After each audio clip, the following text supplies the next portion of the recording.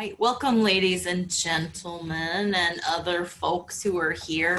Actually trying to shift out of that. It's just too many decades of enculturation moving in. Welcome. I'm gonna hand it over to Marian Fragola. Hi everybody, I'm Marian Fragola. I'm the Director of Program Planning and Outreach at NC State University Libraries. Thank you all so much for coming tonight. This is Banned Books on the Virtual Stage. As I just mentioned, this is the 9th year that the NC State University Libraries has collaborated with University Theater to bring you scenes and selections from banned and challenged books. This is Banned Books Week, and Banned Books Week is the only national celebration that celebrates the works that have been attempted to be censored or have been censored. And every year that we do this, we always get folks, students, but not just students, who say, I thought banning books was a thing they did in olden times. And while it's true, they have also been banning books up until the present day. So this is our opportunity to take a moment to reflect, to listen to the words of these powerful authors. The works you'll hear tonight have been selected by students.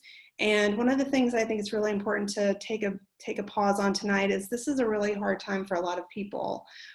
We are in a pandemic. A lot of people are fighting for racial justice. It's a time where we really all could use some words of either knowledge, wisdom, escapism, or connection with other people, and books are often the way that we do that. And so many of the books that you'll hear tonight are books that make some people uncomfortable. And so that's why they've tried to have other people not read them. But we believe that people deserve the right to read what they want and make a decision for themselves. So that's why we're here together to celebrate banned books. And I would just like to give a wonderful tip of the hat to Mia Self. Mia has been the library's partner in this program for years, and she does a tremendous job and a heavy lift, and particularly this year was a heavy lift, as you might imagine. Connecting with students has been more challenging and more complicated, but Mia has done just a lovely job of gathering some students to read for you tonight, and she's going to explain a little bit more about the format of tonight's performance. So I'll let Mia take it away. Yay. I'm excited to welcome you all to our Out Loud event. If you have not been here as well, every week on Mondays and Thursdays this semester, we've been gathering to read plays out loud. And I think the creation of a performative evening of excerpts from books is a wonderful connection to continue. I've been here at NC State. This is my 7th Banned Books event. This is the 9th that University Theater has partnered with the library to create. And over the last several years, we've shifted from memorized performances, which are something that are very, very familiar to you if you have attended a theater production. But you may be less familiar with what we call reader's theater, which is when people are working with the actual physical text, or they're working with the virtual text on the computer screen, but they're reading it aloud. And one of the things that reading something out loud gives us is a focus on the text and how we actually connect with it, rather than the focus being on the virtuosity of the performer. And so I'm going to invite you to think about your reading experiences where these words are fresh and new to you for the first time as you're reading a novel. We've got a wonderful array of different pieces that have been selected by students over the years. The first piece that we're working for, I selected, and I'll tell you why in a minute. But we've got some great readers who are going to be working for you tonight, and I want to give them a chance to introduce themselves. So Ryan, if you'll start us off. Hi everyone, my name is Ryan Huda. I am a freshman undergrad student here, and my major is in psychology, and I'm into theater, gaming, and photography. Howdy y'all, my name is Mackenzie Keiko. I am a freshman undergrad here as well, and my major is in exploratory studies, and I am into gaming and acting. Hi, I'm Emma. I'm a fourth year in genetics here, so you don't have to be like chess or anything to participate in theater. I'm also vice president of Alpha Psi Omega, which is our theater honor society that we have here at State. We also have fabulous staff members who are participating. DJ. Yes, I'm DJ, or David Jones, one of the technical directors with University Theater. I'm also alumni. I did graduate from here. Also interested in various forms of gaming and have very much been enjoying the out loud readings this semester. And Laura Parker. Hi, I'm Laura Parker. I am the costume shop manager and costume designer with the University Theater, and I have been an avid reader since the age of 4. And on that fabulous note, we're going to jump into our readings with an excerpt from the foreword from The Bluest Eye by Toni Morrison. And this is a text that was banned in 2006, 2013, 2014 for reasons of offensive language. It was sexually explicit and it was deemed unsuitable to age group. And I'm going to pass this over to Emma. There can't be anyone, I am sure, who doesn't know what it feels like to be disliked, even rejected momentarily or for sustained periods of time. Perhaps the feeling is merely indifference, mild annoyance, but it may also be hurt. It may even be that some of us know what it is like to be actually hated for things we have no control over and cannot change. When this happens, it is some consolation to know that the dislike or hatred is unjustified, that you don't deserve it. And if you have the emotional strength and or support from family and friends, the damage is reduced or erased. We think of it as the stress, minor or disabling, that is part of life as a human. When I began writing The Bluest Eye, I was interested in something else. Not resistance to the contempt of others, ways to deflect it, but the far more tragic and disabling consequences of accepting rejection as legitimate, as self-evident. I knew that some victims of powerful self-loathing turn out to be dangerous, violent, reproducing the enemy who has humiliated them over and over. Others surrender to their identity, melt into a structure that delivers the strong persona they lack. Most others, however, grow beyond it. But there are some who collapse, silently, anonymously, with no voice to acknowledge or express it. They are invisible. The death of self-esteem can occur quickly, easily in children before their ego has legs, so to speak. Couple the vulnerability of youth with indifferent parents, dismissive adults, and a world which, in its language, laws, and images, reinforces despair, and the journey to destruction is sealed. The project then for this, my first book, was to enter the life of the one least likely to withstand such damaging forces because of youth, gender, and race. Begun as a bleak narrative of psychological murder, the main character could not stand alone since her passivity made her a narrative void. So I invented friends, classmates who understood, even sympathized with her plight, but had the benefit of supportive parents and a feistiness all their own. Yet they were helpless as well. They could not save their friend from the world. She broke. The origin of the novel lay in a conversation I had with a childhood friend. We had just started elementary school. She said she wanted blue eyes. I looked around to picture her with them and was violently repelled by what I imagined she would look like if she had her wish. The sorrow in her eyes seemed to call for sympathy, and I faked it for her, but astonished by the desecration she proposed, I got mad at her instead. Until that moment, I had seen the pretty, the lovely, the nice, the ugly. And although I had certainly used the word beautiful, I had never experienced its shock, the force of which was equaled by the knowledge that no one recognized it, not even or especially the one who possessed it. It must have been more than the face I was examining. The silence of the street in the early afternoon, the light, the atmosphere of confession. In any case, it was the first time I knew beautiful, had imagined it for myself. Beauty was not simply something to behold, it was something someone could do. The bluest eye was my effort to say something about that, to say something about why she had not or possibly ever would have, the experience of what she possessed, and also why she prayed for so radical an alteration. Implicit in her desire was racial self-loathing, and 20 years later I was still wondering about how one learns that. Who told her?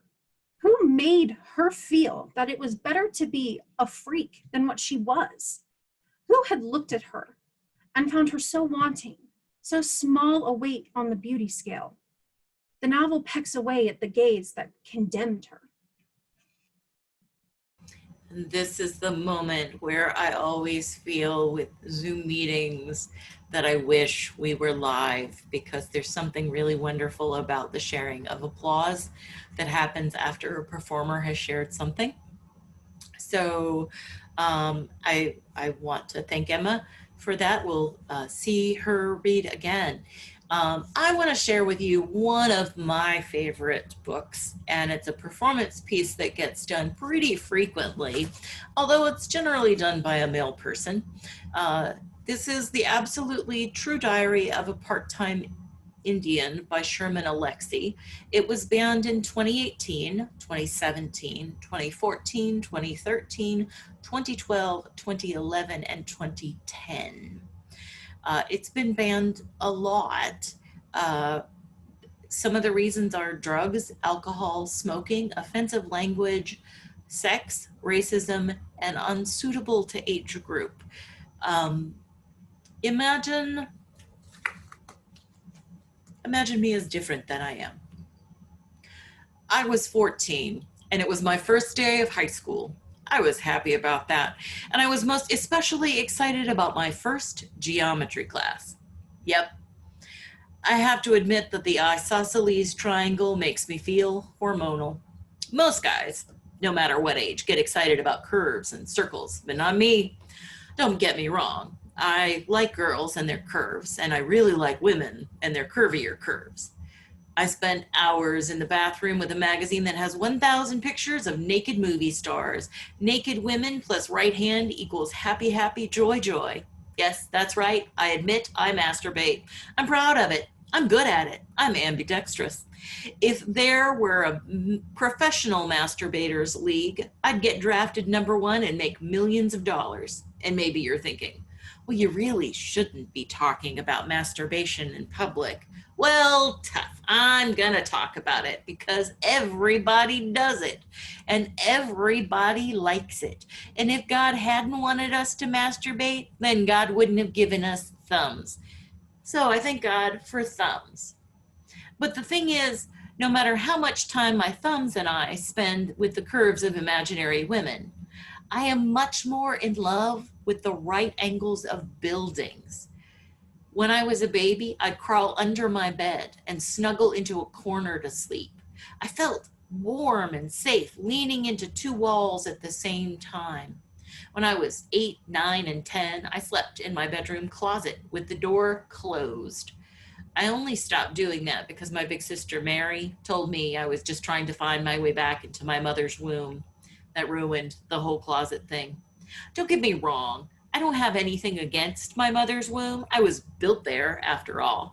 So I have to say that I am pro-womb, but I have zero interest in moving back home, so to speak. My sister is good at running things. After high school, my sister just froze. Didn't go to college, didn't get a job, didn't do anything. Kind of sad, I guess. But she is also beautiful and strong and funny.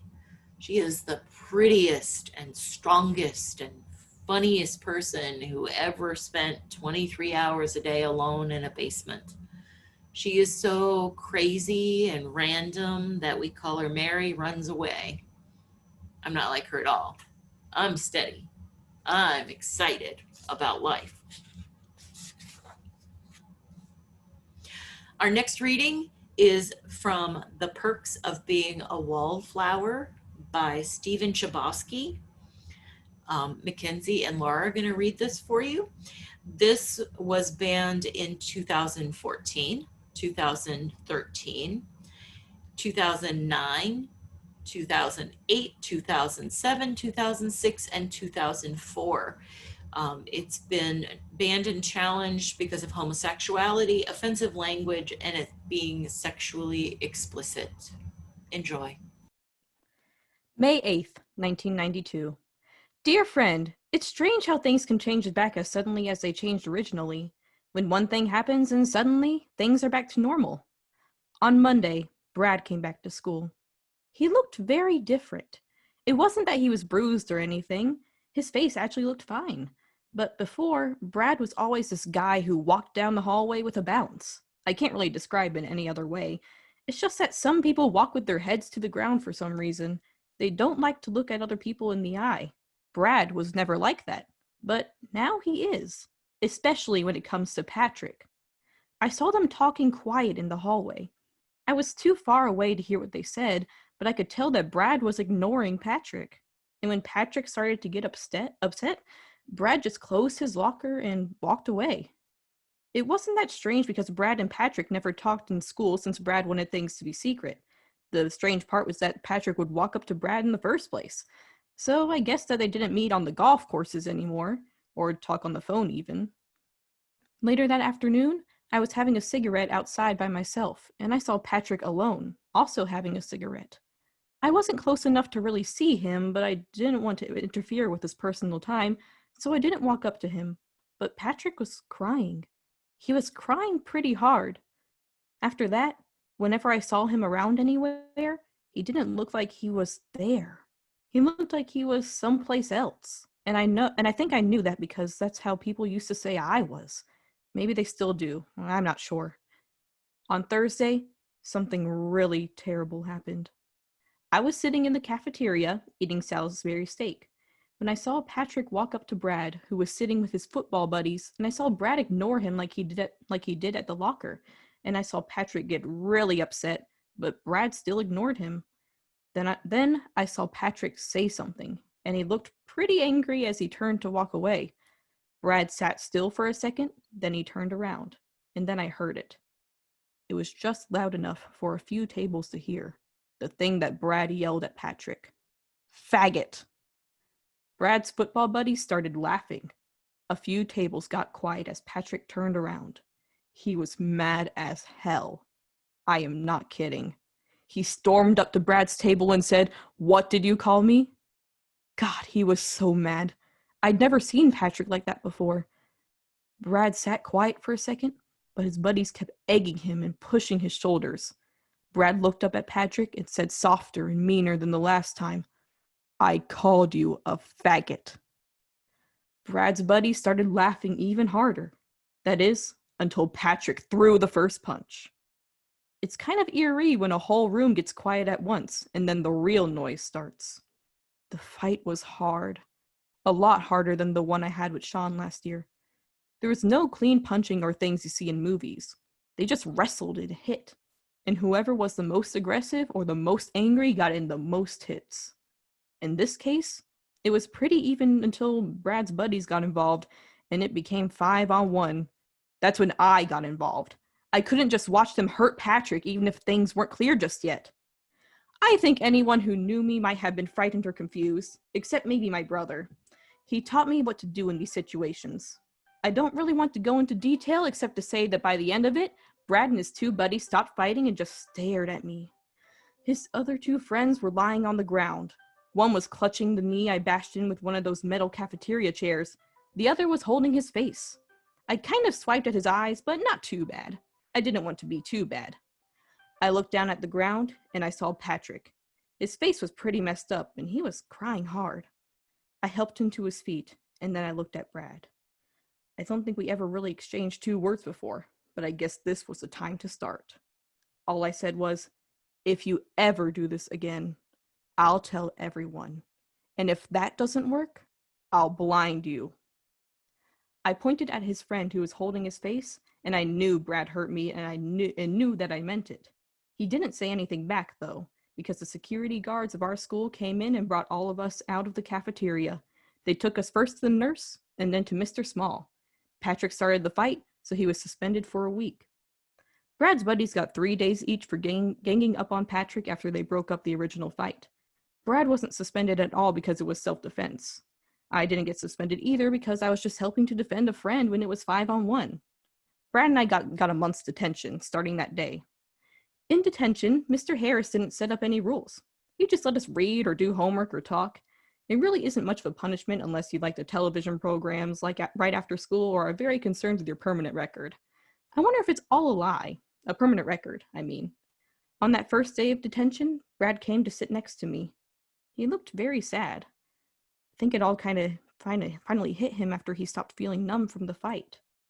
Charlie? Yeah? Thanks. Thanks for stopping them.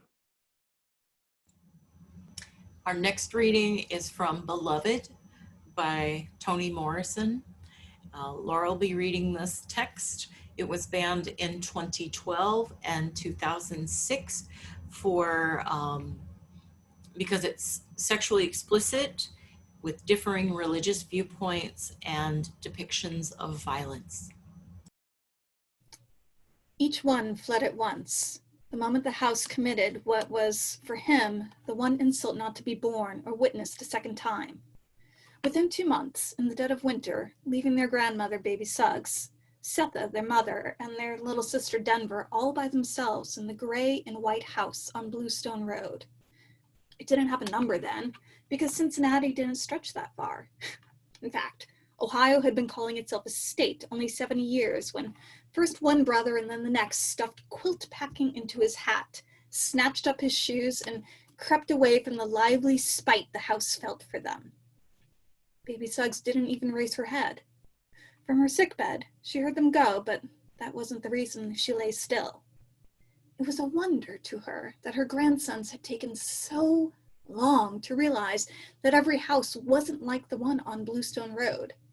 Suspended between the nastiness of life and the meanness of the dead, she couldn't get interested in leaving life or living it, let alone the fright of 2 creeping off boys.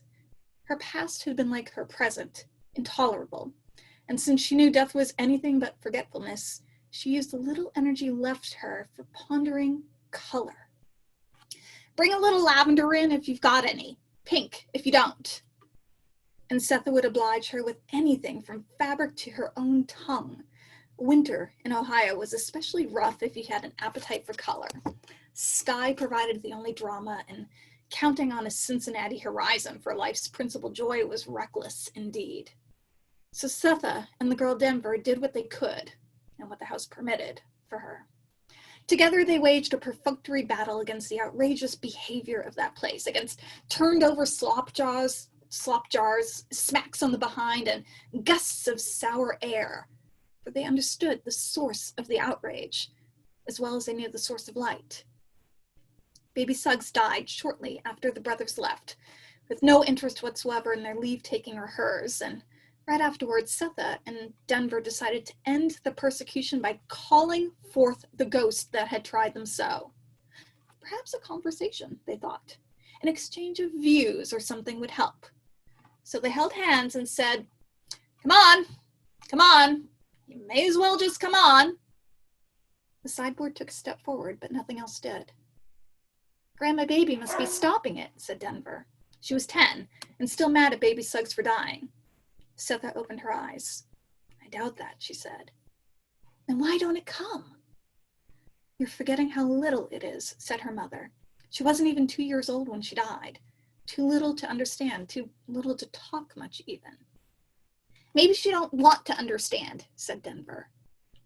Maybe, but if she'd only come, I could make it clear to her. Setha released her daughter's hand, and together they pushed the sideboard back against the wall. Outside, a driver whipped his horse into the gallop local people felt necessary when they passed 124. For a baby, she throws a powerful spell, said Denver. No more powerful than the way I loved her, Suther answered. And there it was again. The welcoming cool of unchiseled headstones. The one she selected to lean against on tiptoe, her knees wide open as any grave. Pink as a fingernail it was, and sprinkled with glittering chips. 10 minutes, he said. You got 10 minutes, I'll do it for free. 10 minutes for 7 letters. Another 10, could she have gotten dearly, too? She had not thought to ask him, and it bothered her still that it might have been possible. That for 20 minutes, a half hour, say, she could have had the whole thing. Every word she heard the preacher say at the funeral, and all there was to say, surely, engraved on her baby's headstone. Dearly beloved. But what she got settled for was the one word that mattered. She thought it would be enough, rutting amongst the headstones with the engraver, his young son looking on, the anger in his face so old, the appetite in it quite new. That should certainly be enough. Enough to answer one more preacher, one more abolitionist, in a town full of disgust. Counting on the stillness of her own soul, she had forgotten the other one, the soul of her baby girl. Who would have thought that a little old baby could harbor so much rage? Rutting amongst the stones under the eyes of the engraver's son was not enough. Not only did she have to live out her years in a house, palsied by the baby's fury at having its throat cut, but those 10 minutes she spent pressed up against dawn-colored stones studded with star chips, her knees wide open as the grave, were longer than life, more alive, more pulsating than the baby blood that soaked her fingers like oil. We could move, she suggested once to her mother-in-law. What'd be the point? Asked baby Suggs. Not a house in the country ain't packed to its rafters with some dead Negro's grief. We lucky this ghost is a baby. My husband's spirit was to come back in here? Or yours? Don't talk to me. Be lucky. You got 3 left. 3 pulling at your skirts and just 1 raising hell from the other side. Be thankful. Why don't you? I had 8. Every one of them gone away from me. 4 taken, 4 chased and all. I expect worrying somebody's house into evil. Baby Suggs raised her eyebrows. My firstborn? All I can remember of her is how she loved the burned bottom of bread. Can you beat that? 8 children, and that's all I remember. That's all you let yourself remember, Sutha told her. But she was down to 1 herself. Alive, that's all. The boys chased off by the dead one, and her memory of Bugger was fading fast. Howard at least had a head shape nobody could forget. As for the rest, she worked hard to remember as close to nothing as was safe. Our next reading is from a documentary text called Beyond Magenta, Transgender Teens Speak Out by Susan Coughlin. It has been banned and challenged in 2019 and 2015. It's been deemed anti-family. It has offensive language. Its purpose is sex education. It has political and religious viewpoints. It's unsuitable for the age group, and in multiple occasions, there were individuals who decided that it would be advisable to remove the book to ward off potential complaints. So this section is going to be read by Laura Parker and Mackenzie. Cameron Variables, Prom Night.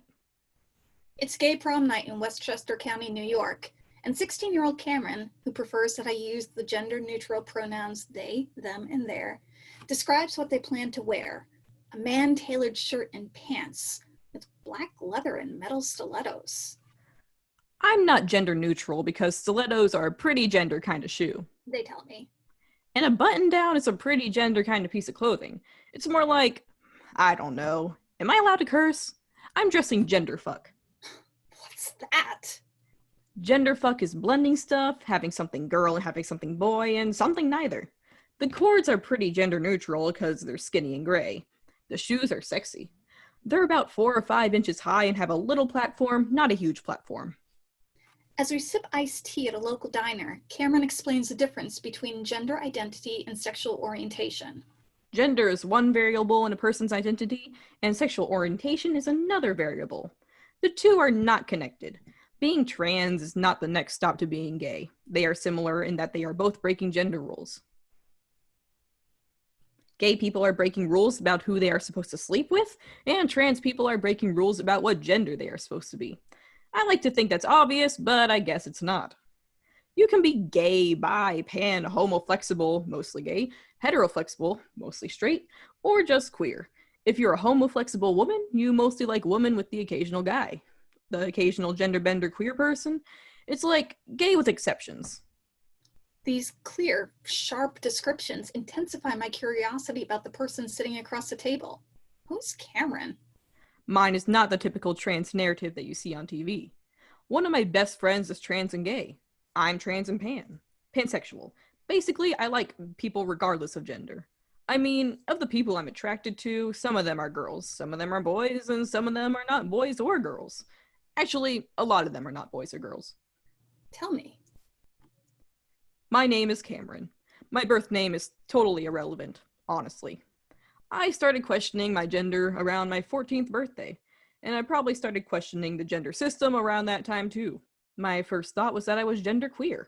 Genderqueer is not the part of the gender binary, meaning somebody that's strictly a boy or strictly a girl. Recently, I began to feel comfortable saying that the gender system does not work because it really does not work for me.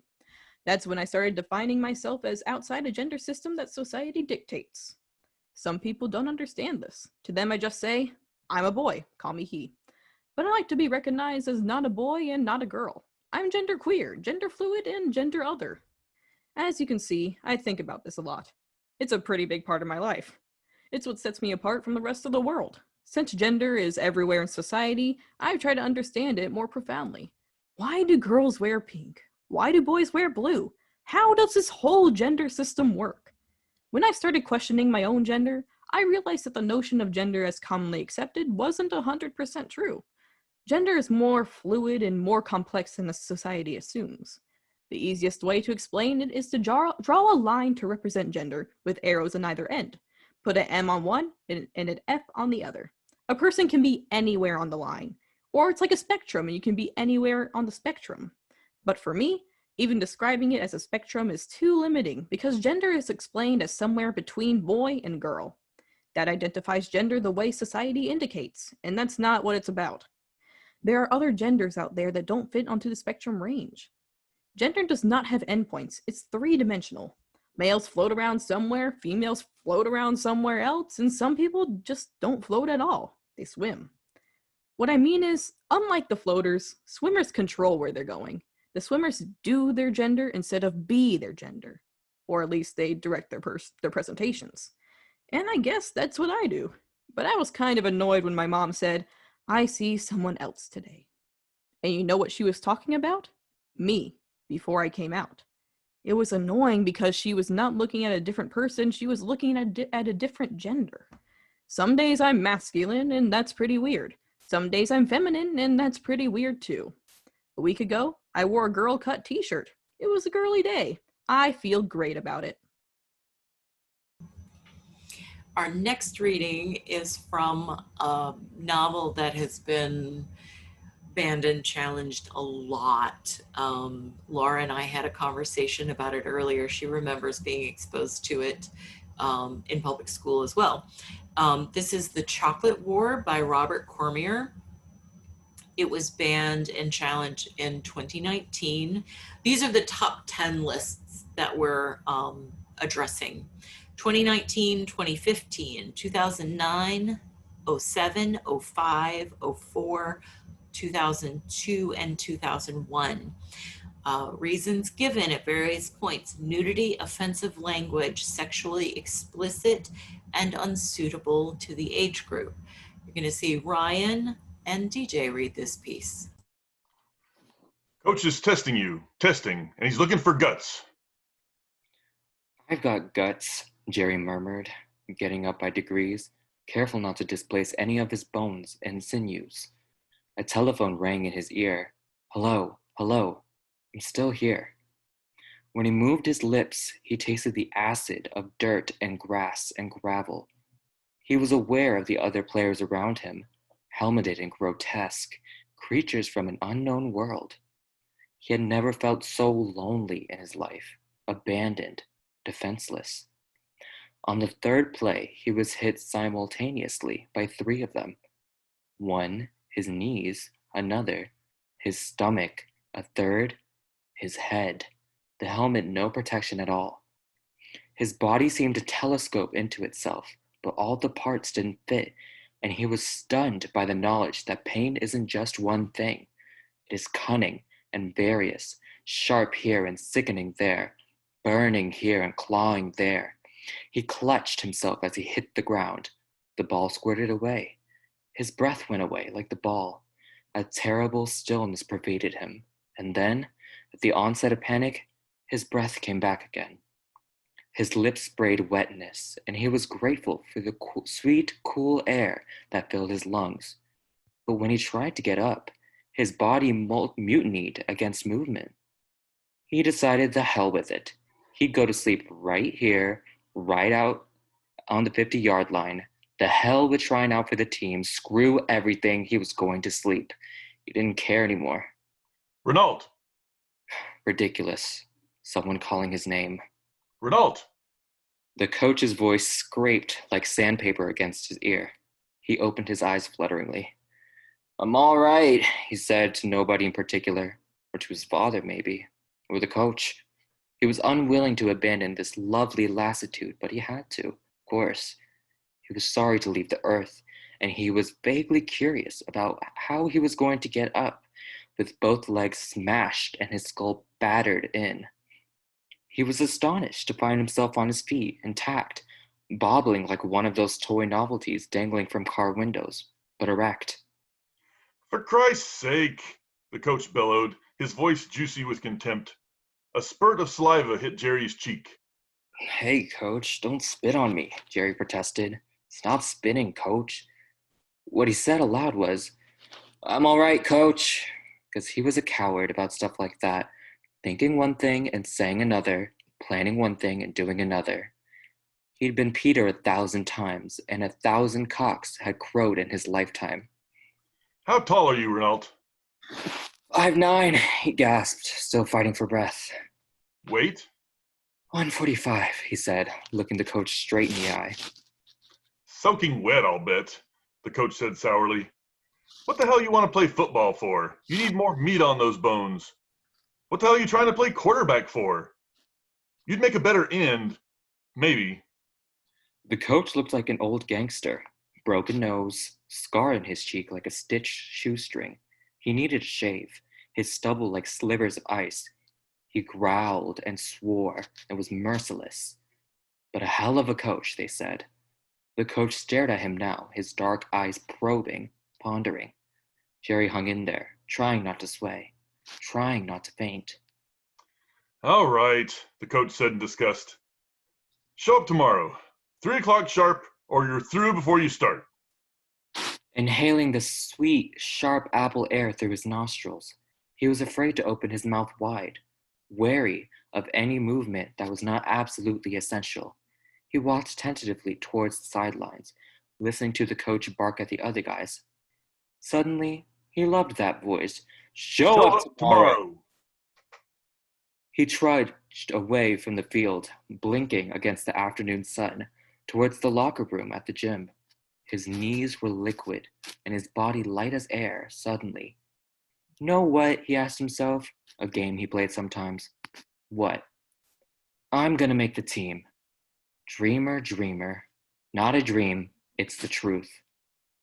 As Jerry took another deep breath, a pain appeared, distant, small, a radar signal of distress. Bleep, I'm here. Pain. His feet scuffled through crazy cornflake leaves. Strange happiness invaded him. He knew he'd been massacred by the oncoming players, capsized and dumped humiliatingly on the ground, but he survived. He got to his feet. You'd make a better end. Was the coach thinking he might try him at end? Any position, as long as he made the team. The bleep grew larger, localized now, between his ribs on the right side. He thought of his mother and how drugged she was at the end, not recognizing anyone, neither Jerry nor his father. The exhilaration of the moment vanished, and he sought it in vain, like seeking ecstasy's memory an instant after jacking off and encountering only shame and guilt. Nausea began to spread through his stomach, warm and oozy and evil. "Hey," he called out weakly, to nobody there to listen. He managed to make it back to school. By the time he sprawled himself on the floor of the lavatory, his head hanging over the lip of the toilet bowl, and the smell of disinfectant stinging his eyeballs, the nausea had passed, and the bleep of pain had faded. Sweat moved like small, moist bugs on his forehead, and then, without warning, he vomited. Our second to last piece is from Eleanor and Park by Rainbow Rowell. Emma will be reading this piece for us. It was banned in 2016. It was challenged for offensive language and sexuality. Richie's truck was in the driveway, but the house was dark, thank God. Eleanor was sure that something would give her away. Her hair, her shirt, her mouth. She felt radioactive.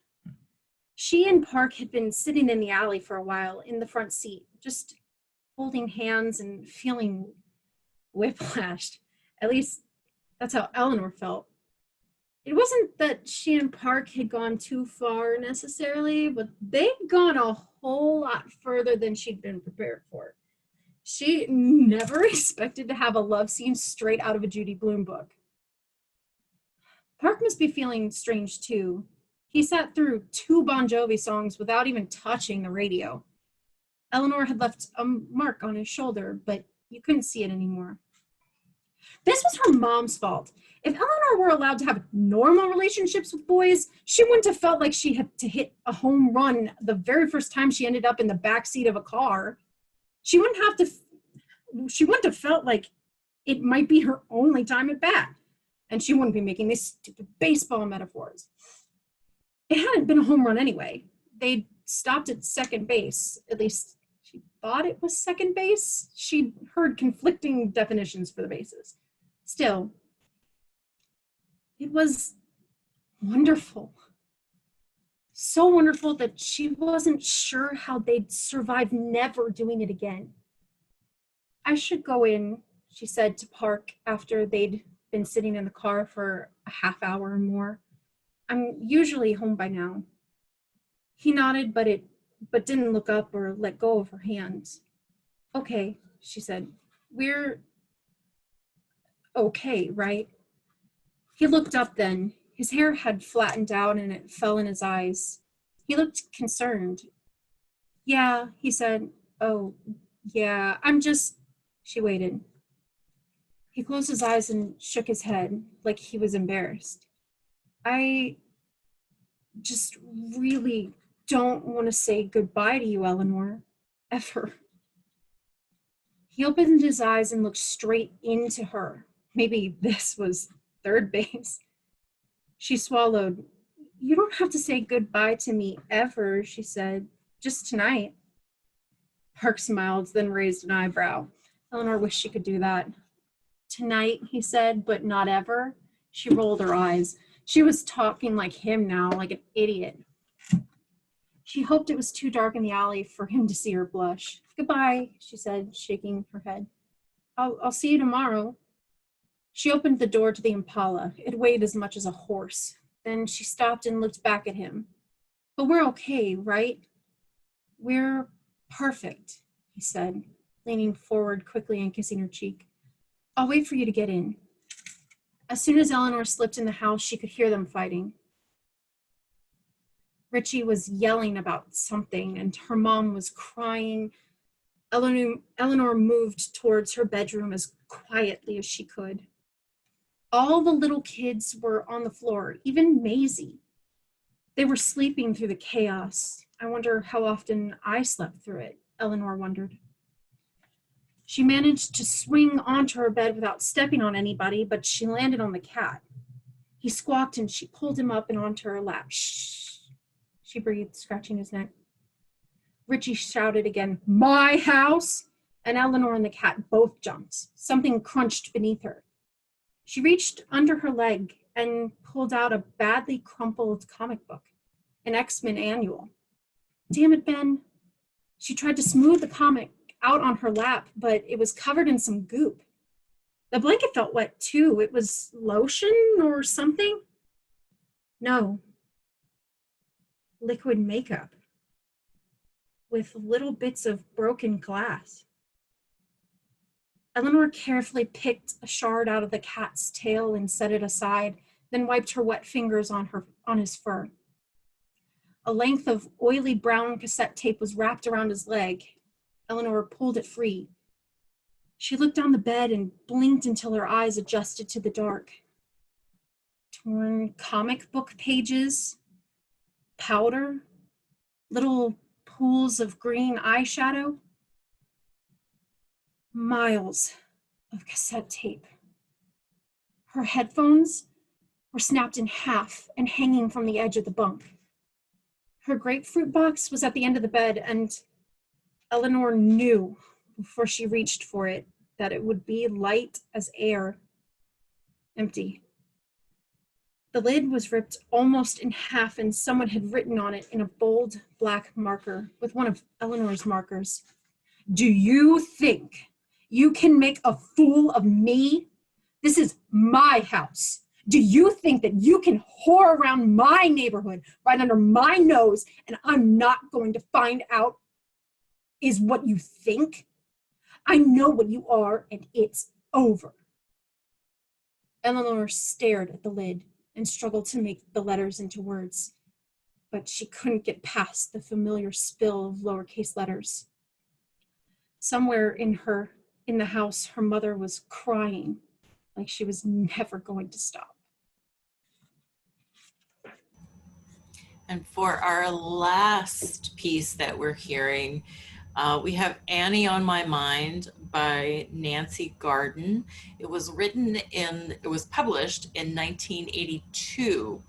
And while it is not on any of the top 10 banned and challenged lists, it was repeatedly banned and challenged in the 80s and 90s. In fact, it was consistently challenged in the mid 90s when the Office for Intellectual Freedom began keeping the data about the number of bans and challenges. Laura Parker is going to read this last story for us, which is a hopeful tale of a young lesbian couple.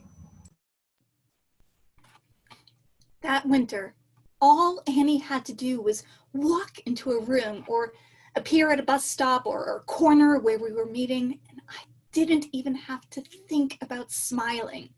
I could feel my face smiling all on its own. We saw each other every afternoon that we could, and on weekends, and called each other just about every night, and even that didn't seem enough. Sometimes we even arranged to call each other from payphones at lunchtime. It was a good thing I never had much trouble with schoolwork because I floated through classes, writing letters to Annie or daydreaming.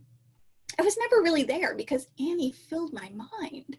I would have gone broke buying Annie plants if I hadn't known how much it bothered her that I often had money and she usually didn't. We kept finding new things about New York to show each other. It was as if we were both seeing the city for the first time. One afternoon, I suddenly noticed and then showed Annie how the sunlight dripped over the ugly face of her building, softening it and making it glow, almost as if there was a mysterious light source hidden inside its drab walls. And Annie showed me how the ailanthus trees grew under subway and sewer gratings, stretching toward the sun, making shelter in the summer, she said, laughing, for the small dragons that live under the streets. Much of that winter was magical, is the only word again. And a big part of that magic was that no matter how much of ourselves we found to give each other, There was always more we wanted to give. Soon, it wasn't hard anymore to say it. To myself, I mean, as well as over and over again to Annie, and to accept her saying it to me. We touched each other more easily, just kissed or held hands or hugged each other, though. Nothing more than that. We didn't really talk much about being gay. Most of the time we just talked about ourselves. We were what seemed important then, not some label. The day the first snow fell was a Saturday, and Annie and I called each other up at exactly the same moment over and over again, tying our phones with busy signals for like 10 minutes. I don't remember which one of us got through first, but around an hour later, we were both running through Central Park like a couple of maniacs, making snow angels and pelting each other with snowballs. We even built a fort with the help of 3 boys and their big brother, who was our age. And after that, we all bought chestnuts and pretzels and sat on a bench eating them till the boys had to go home. Some of the chestnuts were rotten. I remember that because Annie said, throwing one away, "It's the first sign of a dying city, rotten chestnuts." I could even laugh at that along with the boys because I knew that the ugly things about New York weren't bothering her so much anymore. Annie and I went ice skating a few times, and we tried to get our parents to let us go to Vermont to ski, but they wouldn't. Mr. Kenyon took us and Nana and Annie's mother out to Westchester in his cab just before Christmas to look at the lights on people's houses, and they all wished me Buon Natale when they dropped me off at home. On Christmas afternoon, I gave Annie a ring. "Oh, Liza," she said, groping in the pocket of her coat. We were on the promenade, and it had just begun to snow. "Look." Out of her pocket, she took a little box, the same size as the little box I just handed her. I looked around for people, and then I kissed the end of her nose. It was almost dark, and besides, I didn't really care if anyone saw us. "Is a silly grin on my face?" I asked her. "As silly as a silly grin on your face." "Jerk," she said. "Open your present." "You first." "I can't. My hands are shaking. You know what happens to my gloves if I take them off." "What happens to your gloves if you take them off is you lose them. But you don't lose them if you give them to me." I held out my hand. "I'll hold your gloves, Unicorn, okay?" Okay, she said, and stripped them off and fumbled with the metallic ribbon on the box with a wonderful clumsiness that I have never seen anyone else as graceful as Annie have. "Oh, for God's sake," I said, "I'll bite it off if it's stuck." "You will not. It was my first Christmas present for me, and I'm going to keep every scrap of it forever, ribbon and all." "Liza." By then, she'd had the box open and was staring down at the little gold ring with the pale blue stone that I'd found in an antique shop on Atlantic Avenue at the edge of Brooklyn Heights. "Liza, Liza," she said, looking at me, no, staring with wonder. "I don't believe this." She nodded toward the box I was holding. "Open yours." I gave Annie back her gloves and stuffed my own into my pockets, and I opened the box she had handed me and found a gold ring with a pale green stone. No, not identical to the ring I'd given her, but almost. "I don't believe it either," I said. "But I also do. It's some kind of sign." "Oh, come on. It is, Liza. You know it is." "The occult sciences," I said, intentionally pompous, "are the only ones in the world that would even attempt to explain this kind of coincidence, and the occult sciences are not." And he flung her arms around my neck and kissed me, even though there were 4 kids galloping down the snowy path from Clark Street to the promenade, showering each other with snowballs. "If you don't put that ring on this minute, I'm going to take it back," Annie whispered in my ear. "Sciences indeed." She leaned back, looking at me, her hands still on my shoulders, her eyes shining softly at me and snow melting, falling on her nose. "Buon Natale," she whispered. "Amore mio." "Merry Christmas, my love," I answered. And now I wish so much we had a space to share together for applause for our readers. Thank you all so much for your beautiful readings tonight. I had a question, Elle. The second to the last one we read was Eleanor and Park, and that's by Rainbow Rowell. Yay! And we've got some applause and some kudos coming through the chat. We're going to open this up. I'm going to ask everyone to unmute video and audio. And if you have questions that you would like to ask, please drop them in the chat or raise your hand if you would like to actually ask, and I can turn the mic on and allow you to actually talk if you would like. I've got one in the Q&A. The last reading was from Annie on My Mind, and just blanked on the name of Nancy Garden is the author of that text.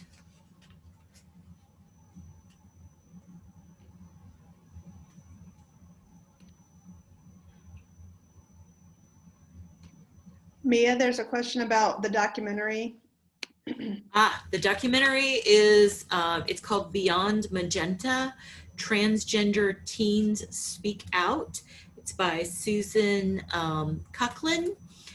They were interviews that were completed over a number of years with teens on various points of the gender spectrum, and really thoughtful conversations. But because they were really explicit conversations, it was overwhelming for a lot of people who didn't know how to interpret or place those voices in context. I know we're getting short on time, Mia, but can I ask the students a quick question about these? Absolutely. I think we always assume that students today are just so exposed to everything, you know, it's impossible to shock them. But I'm curious as to why you think that there are still people who find these works offensive, or that they should be banned, or thoughts you have about censorship and in general.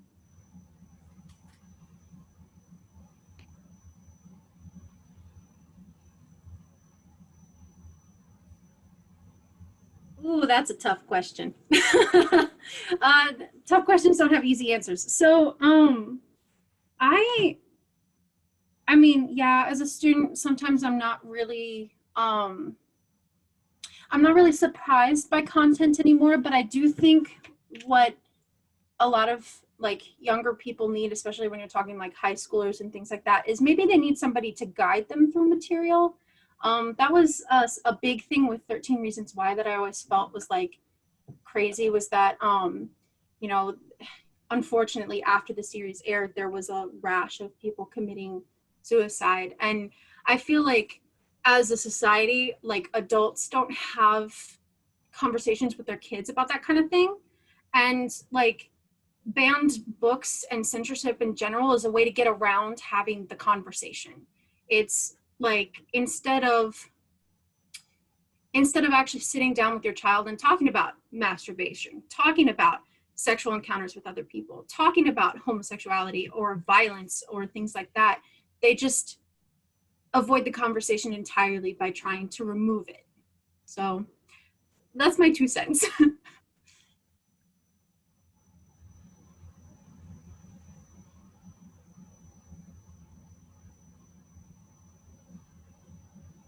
Ryan, Mackenzie, either one of you want to add anything?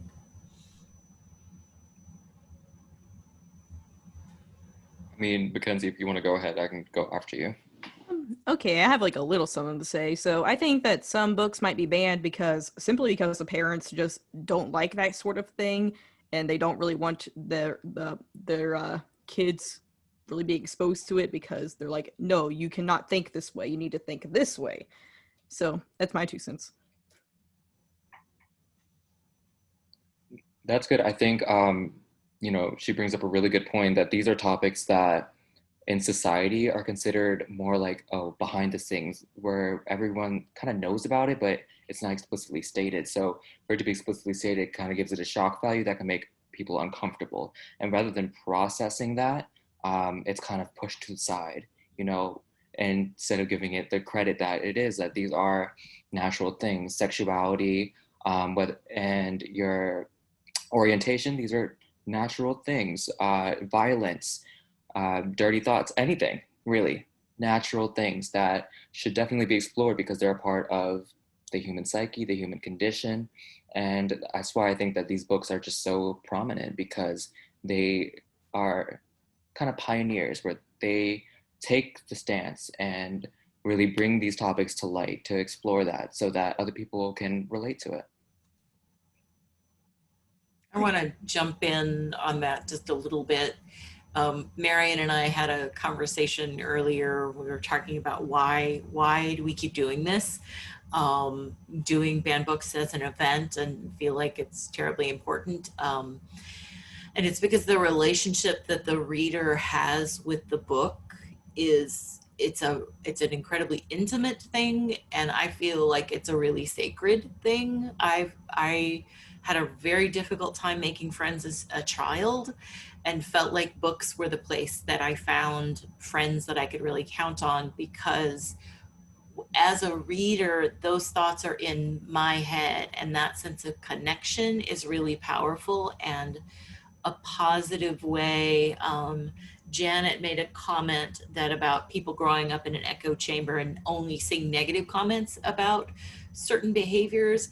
And here is an opportunity for someone to introduce an idea in a way that is human, that it provides an opportunity for empathy and connection. And that's frightening for people, because it's much, much harder to treat people poorly when we imagine them as people. It's much, much easier to shut people down when we limit them to a two-dimensional idea as a representation of a set of behaviors that are offensive and need to be eradicated, as opposed to a fully living, breathing, thinking, feeling human that differs from us in some way, and we have the opportunity to connect and find where our ideas and our worldviews overlap. And I think reading is for me anyway, it was one of the primary opportunities for that to occur. And I actually am drinking out of my favorite new mug. James Parker, who was a professor at Catawba College where I was an undergrad, this was his favorite saying. I don't know if you can read it. It's, if you can read, you can succeed. And that it's him doing his cranky reading of Socrates' Apology, which was the speech that he delivered on the Agora before he had to drink the, I've forgotten what poison it is that they give you. Anyway, he was condemned to death anyway. So he drank that, but or he delivered that speech. But anyway, so that's my 2 cents about that. Are there any other? Hemlock, yes. Thank you, Isaac. Hemlock. Are there any other questions out there? Well, for all our first timers, thank you for coming. We have another show on Thursday at 7 o'clock, which will be, as Mia mentioned, directed by Nico Peaks, who's an alumnus of NC State, and it is bringing back performers from the last 9 years who have been in the show. So we have people performing from New Delhi, from Raleigh, from Indiana, from all over the country. New York. In New York, it's super exciting. So, and the content is completely different from tonight's show, so it'll be a whole new show. I'd like to thank our student performers especially, and our staff. They worked really hard to put this together, and I hope you enjoyed it. I hope this spurs you to read a band or challenge book, or maybe pick up a book from your childhood that you haven't thought about in a while. Use your library, and thank you very much for coming tonight.